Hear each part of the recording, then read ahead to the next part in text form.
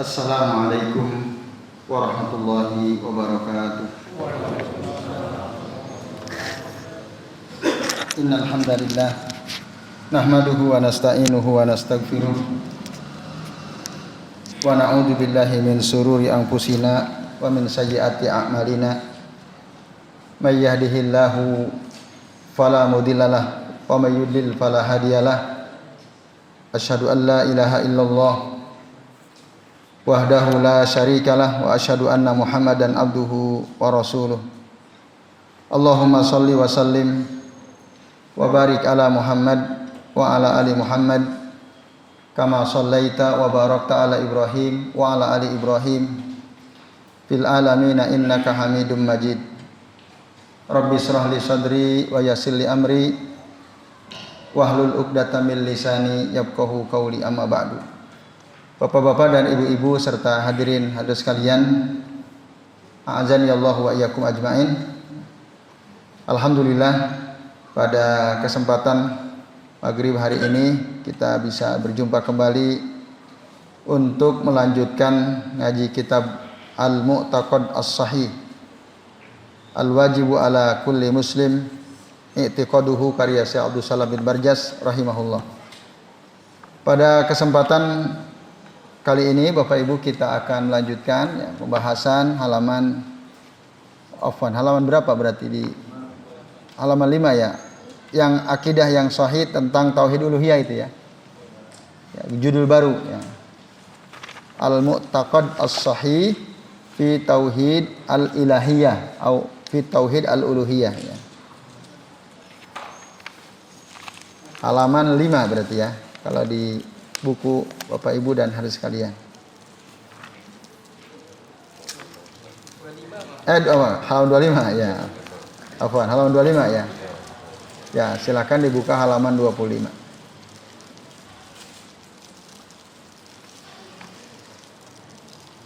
Baik. Bapak Ibu dan hadirin sekalian, a'azani Allah wa iyyakum ajmain. Jadi kita masih membahas tentang akidah yang benar. Akidahnya ahlu sunnah wal jamaah yang tentu saja yang berdasarkan kitab Allah dan sunnah rasulnya ya. Pada pertemuan sebelumnya kita sudah membahas tentang Al-Mu'taqad As-Sahih fi Tauhid Ar-Rububiyah ya, sekaligus juga fi Tauhid Asma wa Sifah ya. Kita udah bahas kemarin dan ini akan membahas tentang Tauhid uluhiyah atau tauhid ilahiyah ya. Di sini tulis fit tauhid ilahiyah. Nah, Bapak-bapak dan ibu-ibu serta hadirin sekalian, ini adalah masalah penting ya. Karena Allah Subhanahu wa taala mengirim atau mengutus para rasul. Allah turunkan Al-Qur'an. Allah ciptakan sorga dan neraka. Allah wajibkan jihad ya. Dan karena tauhid ilahiyah atau uluhiyah ini juga Allah membedakan nanti manusia, ada yang farikun fil jannah wa farikun finnar ya. Sebagian nanti akan masuk surga, sebagian masuk neraka. Disebabkan karena tauhid uluhiyahnya ini. Kalau tauhid rububiyah kita udah bahas ya. Bahkan orang kafir sekalipun mereka mengakui tentang kerububiyahan Allah Azza wa Jalla. Tapi tentang tauhid uluhiyah ini, atau yang dengan kata lain disebut dengan tauhid ubudiyah ya, tauhidul ibadah. Syekh Abu Ais Muhammad Sami ya, hafizahullah taala mengatakan tauhid uluhiyah itu atau tauhid ilahiyah itu adalah sama dengan tauhidul ibadah. Nah, tauhidul ibadah. Apa itu tauhidul ibadah? Di dalam kitab ini Syekh Abdul Salam bin Barjas mengatakan, yakni ifraduhumullah ta'ala bil ubudiyati. Mengesahkan, jadi mereka mengesahkan Allah Subhanahu wa taala dalam beribadah. Fala ya'buduna ma'allahi ilahan akhar. Mereka tidak menyembah ya, Tuhan lain selain Allah. Bal yasrifuna jami'at ta'atil lati amarallahu biha. Bahkan mereka mengarahkan seluruh ketaatan seluruh ketaatan yang diperintahkan oleh Allah Ta'ala, ya, imma amro ijabin au istihbabin, baik itu perintah yang bersifat wajib atau mustahab, lillahi wahdahu la syarikalah, hanya untuk Allah saja, tidak ada sekutu baginya. Nah, itu yang dimaksud tauhid uluhiyah. Jadi kita mengesahkan Allah dalam peribadatan kita, dalam ketaatan kita. Nah, bapak-bapak dan ibu-ibu serta hadirin sekalian, tauhid yang 3 itu nanti oleh para ulama dibagi lagi. Kan ada tauhid rububiyah, tauhid asma wa sifat, ada tauhid uluhiyah ya. Itu nanti ya dilihat dari konsekuensinya itu ada 2 ya. Dari 3 ini terbagi menjadi 2. Dijelaskan ya oleh para ulama. Misalnya di dalam kitab Nurut Tauhid wa Zulumatu Syirk ya, fi Dawi Al-Kitab wa Sunnah karya Syekh Sa'id bin Ali bin Wahab Al-Qahtani hafizahullahu taala. Nah, jadi atau juga termasuk oleh Syekh Abu Ais Muhammad Samih ya. Disebutkan, jadi dari 3 tauhid itu ada yang masuk kategori tauhid al-ma'rifah wal isbat. Atau kalau dalam istilahnya Syekh Sa'id bin Ali bin Wahab Al-Qahtani namanya at-tauhid al-khobari. Ya, itu ada at-tauhid al-khobari dengan ada at-tauhid at-tolabi. Itu istilah yang dikemukakan oleh para ulama ya. Nah, yang dimaksud at-tauhid al-khobari al-ilmi al-i'tiqadi, yaitu tauhid yang bersifat informasi ilmiah dan wajib diyakini. Nah, dalam bahasa disebut at-tauhid al-khobari al-ilmi al-i'tiqadi. Ini istilah yang digunakan oleh Syekh Sa'id ya, Syekh Sa'id bin Wahab Al-Qahtani. Tapi kalau istilah yang digunakan oleh Syekh Abu Ais Muhammad Sami, beliau menggunakan tauhid al-ma'rifah wal isbat. Ini kami memperkenalkan ya istilah-istilah yang sebenarnya sama. Ya. Jadi kalau tauhid at-tauhid al-khobari al-ilmi al-i'tiqadi artinya tauhid yang ya isinya berupakan informasi ilmiah dan wajib diyakini. Nah, yang masuk kategori ini adalah tauhid rububiyah dan tauhid asma wa sifat. Tauhid rububiyah dan asma wa sifat adalah sesuatu yang wajib kita ketahui.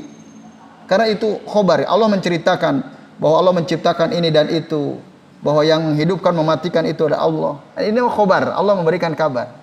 Al-ilmi, nah ini bersifat ilmu, al-i'tiqadi, dan kita wajib meyakininya. Allah itu sami, Allah itu basir. Kita udah bahas kemarin kan? Allah itu halim, Allah itu ghafur, Allah itu jabbar misalnya. Ini Allah ngasih tahu, makanya disebut al-khobari.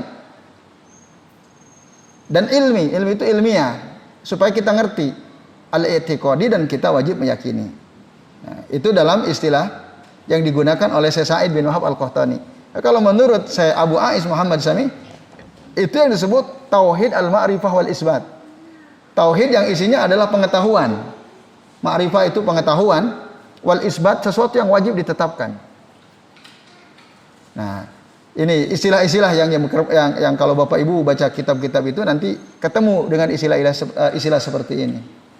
Nah, itu nanti yang masuk tauhid al-ma'rifah wal isbat itu adalah tauhid rububiyah dan tauhid asma wa sifat. Sementara tauhid uluhiyah nanti masuknya kategori at-tauhid at-talabi wal qasdi ya. Tauhid at-talabi al-qasdi itu istilah Syekh Sa'id ya. Nah, yang artinya tauhid yang isinya tuntutan dan tujuan ya. Tujuan dari perbuatan kita al-qasd, qasdun itu ya, maksud atau tujuan. Ya. Nah, ini yang masuk kategori tauhid at-talabi al-qasdi atau al-iradi nanti. Jadi cukup panjang istilah yang digunakan oleh Syekh Sa'id ya. Tauhid at-talabi apa tadi? Al-qasdi al-iradi ya. At-talabi al-qasdi al-iradi. Talab itu yang dituntut, al-qasdi wal iradi itu yang dituju, yang diinginkan. Nah, ini nanti masuk tauhid uluhiyah ya, tauhid uluhiyah. Nah, kalau istilah saya Abu Ais Muhammad Sami, tauhid al-qasdi wa talab, hampir mirip ya, tauhidul qasdi wa talab. Jadi tauhid itu apa? Mengesahkan, al-qasdi itu apa? Tujuan, at-talab apa yang kita cari, yaitu Allah Subhanahu wa taala. Nah, ini yang disebut dengan tauhidul ibadah atau tauhid al-uluhiyah. Nah, ini beberapa istilah yang dikemukakan oleh para ulama yang membahas tentang masalah akidah misalnya. Nah, Bapak Ibu dan hadirin sekalian, ini saya masih bahas muqaddimah ya dari pernyataan tadi itu. Jadi tauhid ibadah itu sesungguhnya adalah merupakan realisasi dari dua kalimat syahadat. Tahqiqu asyhadatain ya, asyhadu alla ilaha illallah wa anna muhammadan abduhu wa rasuluh. Itu. Karena dua kalimat syahadat ya isinya adalah kalimat tauhid. Realisasi dari syahadat itu adalah tauhidul ibadah, tauhidul uluhiyah. Kan jelas maknanya la ilaha illallah. Tidak ada Tuhan yang berhak disembah kecuali Allah. Itu artinya kita beribadah menyembah hanya kepada Allah saja. Sama saja katanya. Sawa'un kanat hadhil ibadatu qalbiyatan aw lisaniyatan aw min a'malil jawarih. Sama, baik ibadah hati atau ibadah lisan atau ibadah anggota tubuh lain. Ibadah hati namanya ibadah qalbiyah. Apa itu ibadah hati Bapak Ibu? Contohnya niat, ikhlas, tawakal, takut, syukur, sabar, itu ibadah hati, kayak gitu itu.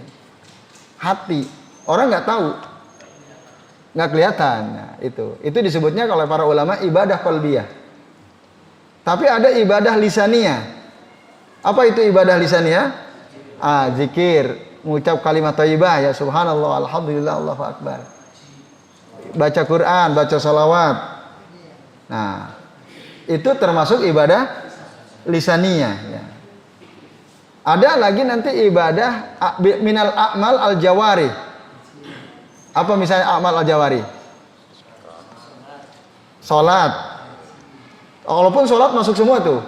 Qalbi masuk, lisan masuk tuh. Tapi sempurna salat masuk semua itu. Haji, umrah. Itu ibadah a'mal al-jawari. Kalau puasa termasuk apa itu? Qalbiyah, lisaniyah atau amal jawari? Amal jawari ya. Termasuk amal jawari. Walaupun ada niatnya tentu, kalau niat semua masuk ke qalbiyah ya, ibadah qalbiyah. Nah, itu semua sekalian harus ditujukan hanya kepada Allah. Itu tauhid ibadah, tauhid uluhiyah. Ibadah apapun ya. Lalu dikatakan di sini ya. Fal ibadatu laha aslani. Ibadah itu punya dua prinsip. Laha aslani. Ada dua prinsip dalam ibadah. Yang pertama apa? Allah yu'badu illallah. Tidak ada yang disembah kecuali Allah. Satu prinsip pertama. Maka kalau kita bicara ibadah, itu pasti ke Allah. Ya, kalau ngomong ibadah apapun, ya itu tujuannya Allah. Ibadah. Nah, itu ya, yang pertama itu. Yang kedua, Bapak Ibu, Allah yu'badu illa bima syara'a ala lisani rasulihi sallallahu alaihi wasallam. Tidak menyembah Allah kecuali dengan yang disyariatkan lewat lisan Rasulullah Muhammad sallallahu alaihi wasallam. Maksudnya apa? Ittiba, betul sekali Pak. Harus sesuai dengan yang disampaikan Nabi. Karena itulah syariat. Jangan kita bilang ibadah, tapi Nabi nggak pernah jelasin. Lalu kok kita bilang ibadah, itu nggak bisa itu kayak gitu. Nah, artinya kalau ada orang bilang ibadah, sementara Nabi tidak mensyariatkannya, Nabi tidak menyampaikannya, maka itu namanya apa? Bid'ah namanya ya, atau perkara baru. Itu pokoknya apa saja yang dilakukan oleh orang, ibadah. Oke, tujuannya lillahi ta'ala. Tapi apa yang panjenengan lakukan, ada enggak keterangannya dari Nabi? Enggak ada. Itu enggak bisa. Enggak bisa diterima yang seperti itu. Karena dua prinsipnya. Itu Bapak Ibu dan hadirin sekalian, ya azan ya Allah wa iyyakum ajmain. Jadi harus ada tuntunan dari Nabi. Jangan bilang, lah emang ada larangannya. Mana coba larangan saya melakukan ini misalnya? Dalam ibadah yang ditanya bukan larangan, tapi ada nggak perintahnya, gitu. Nah, misalnya Bapak Ibu ya, ada orang membaca surah Yasin gitu ya misalnya, lalu ditambah-tambahi gitu ya, atau ada ayat kursi itu ada loh yang nambahin. Ayat kursi itu ayat berapa? 255. Hanya ayat 255 dari surah Al-Baqarah. Tapi ada orang tambahin sebelum Allahul ladzi la ilaha illa huwal hayyul qayyum la ta'khudhuhu sinatun wa la nawm, itu ada wa ilahukum ilahu wahid. La ilaha illa apa ya? Dulu kami diajari itu. Gimana Pak Doni? Wa ilahukum ilahu wahid. Hah? Ada yang ini enggak?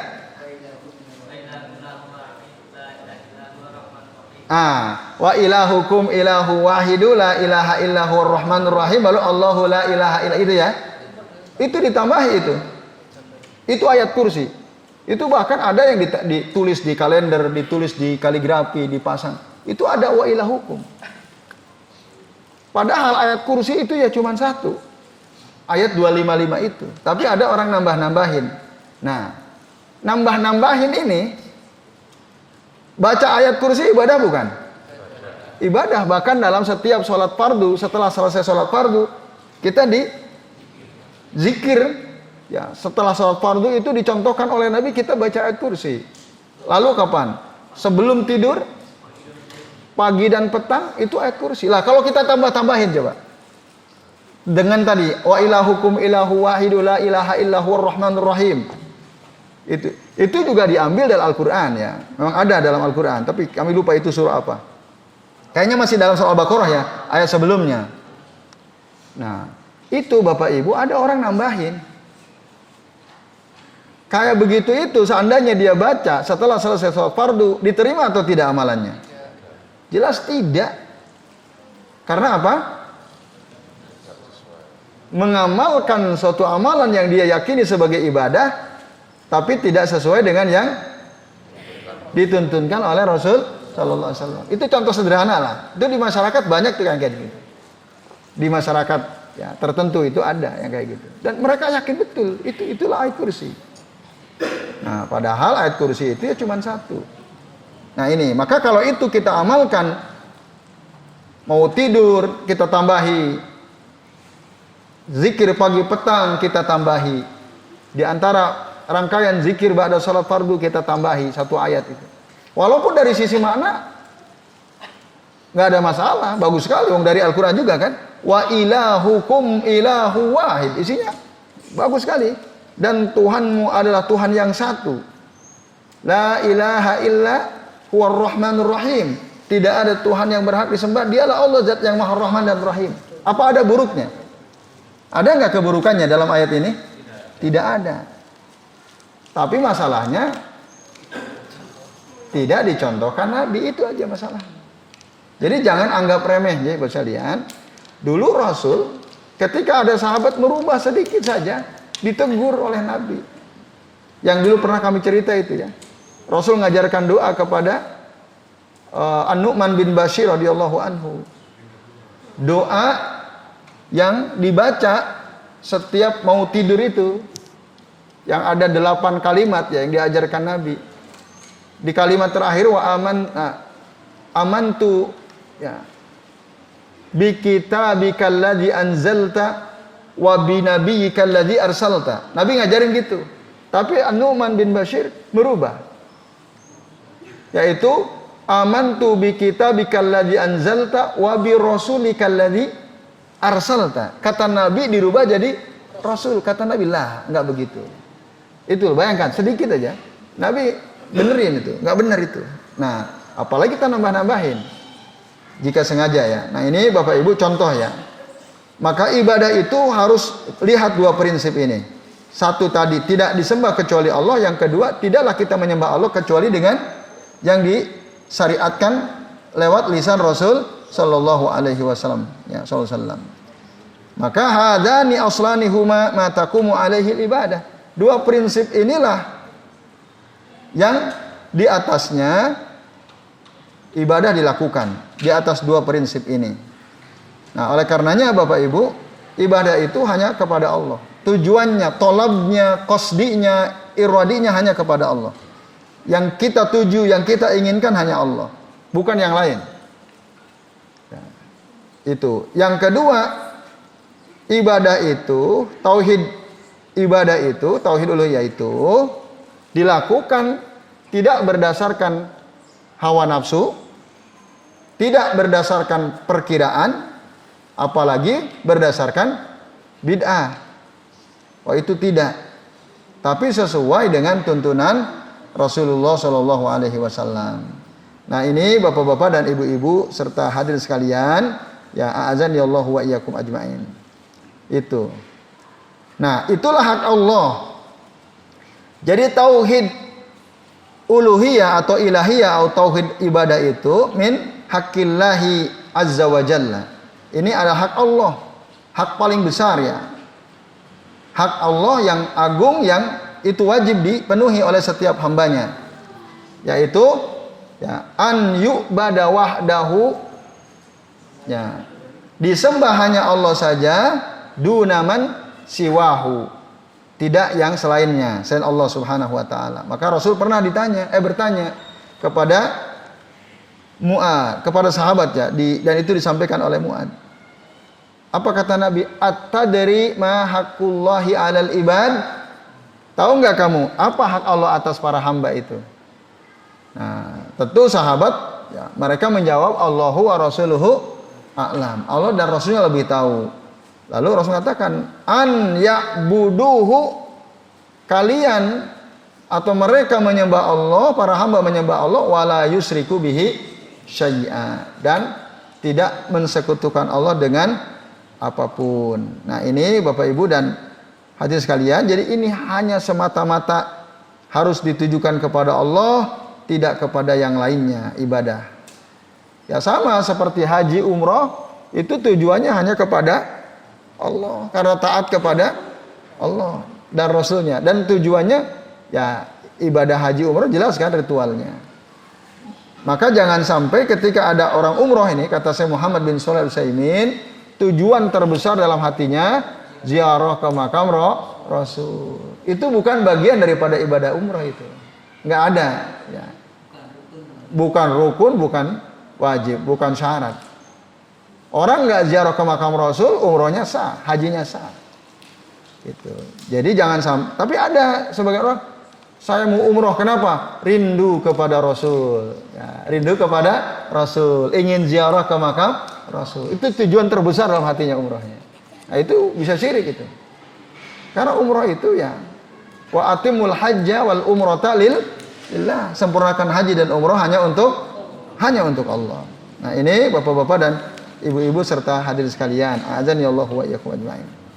Nah, Bapak Ibu dan sekalian, jadi tauhid uluhiyah atau tauhid ubudiyah atau tauhid ibadah itu adalah hak Allah ya, yang tidak ada satupun makhluk yang berserikat di dalamnya. Wa huwa min a'zami haqqihi azza wa jalla.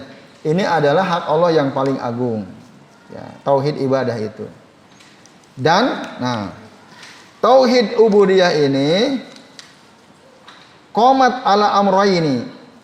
Dia berdiri tegak di atas dua perkara, yaitu ala nafyin wa isbatin. Ala nafyin wa isbat. Ya kalimah la ilaha illallah kan an-nafy wal isbat itu. La ilaha itu an-nafy namanya. Meniadakan Tuhan, illallah menetapkan, yaitu hanya Allah. Itu kata la ilaha itu yang disebut dengan an-nafyu, menafikan. Ya, Tuhan yang berhak disembah, la ilah, tidak ada Tuhan yang berhak disembah. Illallah itu isbat, kecuali Allah. Itu artinya menetapkan, kecuali hanya Allah. Nah itu, kalimah tauhid itu berdiri di atas itu, ala amrayni, yakni an-nafyu wal isbat, ya, an-nafyu wal isbat. Nah ini. Dalam surah Al-Baqarah ayat 256 setelah ayat kursi. Nah, ini juga kadang orang ya nambah-nambahin ayat kursi menjadi ayat 255, 256, 257. Kayaknya di kitab Al-Ma'surat, nanti boleh dicek ya, karya Hasan Al-Banna ya. Itu ayat kursi di 3 ayat itu kalau enggak. Nanti bisa dicek ya. Kami pernah membaca ya. Nah, itu yang dikritik oleh para ulama. Bukan ayat kursi itu, bukan 3 itu, hanya 1 ayat. Nah, memang ayat 26-nya kan ada jelas. Famay yakfur bit-taghut wa may yakfur bit-taghuti wa yu'min billahi faqad istamsaka bil urwatil wuthqa lam fisama laha wallahu sami'un alim ya. Allahu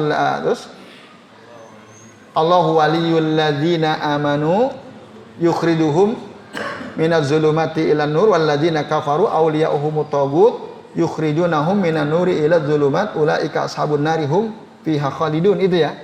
Itu ada orang anggap ayat kursi itu 3. Enggak, itu bukan. Ayat kursi cuma 1. Tapi kalau kita mau baca ayat itu, ya boleh. Cuman ketika zikir pagi petang bacanya itu ayat kursi. Nah itu nggak pas gitu. Karena itu bukan bagian dari ayat kursi. Cuman rangkaian ayat kursi ya 2 ayat itu. Nah ini ya Bapak Ibu dan hadirin sekalian, azanillahu wa iyyakum. Nah dalam ayat ke-256 memang jelas. Famay yakfur bit-taghut, barang siapa yang kufur kepada tagut wa yu'min billah dan beriman kepada Allah, faqad istamsaka bil urwatil wuthqa. Maka sungguh dia telah berpegang teguh dengan tali yang kuat, yaitu Islam. Itu an-nafyu wal isbat. Kemudian Bapak sekalian, ya. Berikutnya termasuk dalam mengucapkan syahadat yang kedua itu wa asyhadu anna Muhammadan abduhu wa rasuluh. Itu juga ada an-nafyu wal isbat. Jadi beriman kepada Muhammad juga basisnya itu meniadakan dan menetapkan. Apa yang ditiadakan? Nah, yang ditiadakan adalah dalam beribadah kepada Allah kita tidak mengikuti ya selain Rasul. Ya, dalam beribadah kepada Allah kita tidak mengikuti selain apa yang disampaikan oleh Rasul. Mimma yukhalifu hadihi. Mimma yukhalifu hadiyahu ya. Dari apa yang menyelisihi petunjuk Nabi. Maka bid'ah itu harus tegas ditolak, harus keras ditolak itu. Itu Bapak sekalian. Karena itu bagian dari sesuatu yang dinafikan, harus dinafikan. Jangan ikuti selain Rasul. Itu bisa lihat. Nah, yang diikuti hanyalah Nabi dalam beribadah kepada Allah. Dan ini perlu diterangkan gitu. Kan ada orang alergi banget tuh dengar kata bid'ah kan. Sampai-sampai dakwah jangan nyinggung-nyinggung bid'ah. Enggak. Yang salah harus dibenerin. Iya. Maka dikritik ini oleh saya Abu Ais Muhammad Sami. Jadi ada orang di dalam berdakwah, dia hanya menyeru orang terkait ini ya tauhid kepada Allah. Menyeru orang untuk bertauhid kepada Allah, tapi mereka tidak mengingatkan bahaya syirik. Ini nggak benar juga. Jadi dua-duanya harus dilakukan. Serulah orang kepada tauhid dalam beribadah, tauhid tadi yang 3 itu, tapi di sisi yang lain kita juga harus mengingatkan manusia dari bahaya syirik. Oh jangan, kata ada sebagian orang, karena itu memecah belah persatuan katanya. Itu benar nggak? Dengar nggak kata itu? Nggak usah disinggung. Saya pernah itu diingatkan oleh panitia pengajian lah. Nah itu diingatkan itu. Nggak usah nyinggung bid'ah lah. Itu nggak benar. Gitu sebenarnya. Nah maka dalam bermutabaah kepada Nabi, selain kita anjurkan manusia itu untuk ikut Rasul, juga harus kita terangkan tentang bahayanya bid'ah. Jangan karena alasan nanti memecah belah persatuan, lalu bidah nggak usah disinggung-singgung gitu. Ada nggak orang yang seperti itu Pak Nasir? Banyak ya. Nah, termasuk, nah, nah itu. Satu paket ya? Ya, harusnya satu paket. Walaupun memang caranya perlahan-lahan ya. Itu memang betul. Tapi itu harus diterangkan. Harus terangkan. Bahaya penting tauhid diterangkan, bahaya syirik terangkan. Penting ittiba kepada Nabi diterangkan, bahaya bid'ah juga diterangkan. Nah ini, itulah dia tauhid yang sempurna terhadap apa? Tentang tauhid uluhiyah atau tauhid ubudiyah. Karena kaitannya dengan itu pasti. Ya, baik Bapak sekalian, a'adzani Allah wa iyyakum ajmain. Udah isya ini ya? 1 menit, oke deh. Supaya ada waktu untuk tanya jawab. Adakah Bapak Ibu yang mau ditanyakan? Ya, monggo Mas Aldi. Bagaimana menyikapi kita ada orang yang atau tokoh itu menentang penjelasan tentang 3 tauhid dari para ulama. Ada orang yang menentang, bahkan itu trinitas katanya. Ya kan? Wah, itu bahkan saya punya kitab, wah itu sangar betul itu ya. Jadi isinya dia mengecam orang-orang yang menjelaskan bahwa tauhid itu ya terbagi kepada 3 ya. Tauhid rububiyah, uluhiyah, asma wa sifat. Nah, Bapak Ibu dan hadirin sekalian, ya, para ulama menjelaskan hal itu ya untuk apa? Memudahkan kita sebenarnya. Nah, itu nggak ada dasarnya. Ya, ada orang mengatakan begitu ya. Kalau kita ditanya begitu, misalnya rukun sholat. Ada berapa rukun sholat itu? Ada nggak dalilnya yang mengatakan kata Nabi arkanu sholat salah satu asyar? Ada nggak? Iya nggak ada. Tapi kenapa masalah itu mereka percaya gitu? Itu kan hasil istiqra, hasil analisis terhadap dalil, lalu disimpulkan. Nah, rukun sholat itu ada 13. Sama pembagian tauhid kepada 3 itu juga hasil istiqra. Istiqra apa? Menganalisa, mempelajari dalil-dalil yang ada baik dari Al-Quran maupun dari Sunnah. Lalu disimpulkanlah 3 tauhid itu. Itu kalau ada orang yang membantah, mana dasarnya? Ya sekarang kita balik. Antum rukun sholat menurut antum ada berapa? Kalau dijawab sekian, ada nggak dasarnya? Udah antum balikin gitu. Kok antum iso kayak gitu? Nah, di sisi lain ternyata para ulama juga menjelaskan yang dulu pernah kami singgung. Sebenarnya dalam surah Al-Fatihah itu tersurat ya, atau tersirat dalil tentang ada 3 macam tauhid. Tauhid rububiyahnya ada, tauhid uluhiyahnya ada, tauhid asma wa sifatnya juga ada. Mana coba tauhid dalam surah Al-Fatihah? Tauhid rububiyahnya mana? Maliki yaumiddin atau Rabbul alamin. Itu tauhid rububiyah. Alhamdulillahi rabbil alamin. Segala puji bagi Allah Tuhan yang memelihara semesta alam. Itu tauhid rububiyah. Maliki yaumiddin, yang merajai hari apa? Hari pembalasan. Raja. Tauhid apa? Rububiyah. Tauhid uluhiyahnya mana? Iyyaka na'budu wa iyyaka nasta'in. Itu tauhid uluhiyahnya. Tauhid asma wa sifatnya mana? Ar-Rahmanir Rahim. Itu tauhid asma sifat. Itu kata saya Shalih bin Fauzan. Kalau saya Al-Utsaimin belum punya dalil lagi. Ya, juga dalil ini digunakan oleh para ulama yang lain. Yaitu apa? Surah Maryam. Nah, Bapak Ibu sekalian ya, nih saya sampaikan. Dalam surah Maryam itu diterangkan hal ta'lamu lahu samiyya. Ya. Dalam surah Maryam ayat 65 itu kata saya Muhammad bin Shalih Al-Utsaimin, dalil yang menunjukkan bahwa tauhid itu ada 3. Ya. Bisa dibuka dalam surah apa? Maryam ayat 65 ya. Rabbus samawati wal ardi wa ma bainahuma. Rabbus samawati wal ardi wa ma bainahuma. Allah itu adalah Rabb. Rabb itu apa artinya Rabb? Pemelihara. Allah adalah Rabb, pemelihara 7 lapis langit dan bumi, wa ma bainahuma, dan apa yang ada di antara kedua. Itu namanya tauhid apa? Rububiyah. Kemudian fa'buduhu wastabir li ibadatihi. Ini tauhid apa? Uluhiyah, sembahlah Allah, sabarlah dalam beribadah kepadanya. Hal ta'lamu lahu samia.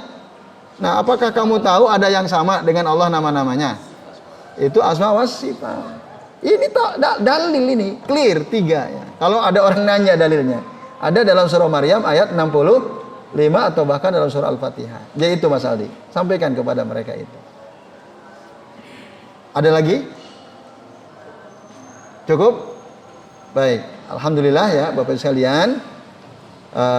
Mudah-mudahan apa yang kita bahas bermanfaat ya. Nanti masih ada hal penting lain yang belum sempat kami terangkan tentang pentingnya tauhid uluhiyah ini ya, tauhid ubudiyah. Terima kasih atas perhatiannya. Semoga bermanfaat dan kami mohon maaf apabila yang kami sampaikan ada kesalahan. Mari kita akhiri kajian kita dengan membaca doa kafaratul majlis. Subhanakallahumma wa bihamdika asyhadu an la ilaha illa anta astaghfiruka wa atubu ilaik. Wa sallallahu ala Muhammadin wa ala alihi wa sahbihi wa baraka wa sallama alaihim ajmain. Billahi taufiq wal hidayah. Wassalamualaikum warahmatullahi wabarakatuh.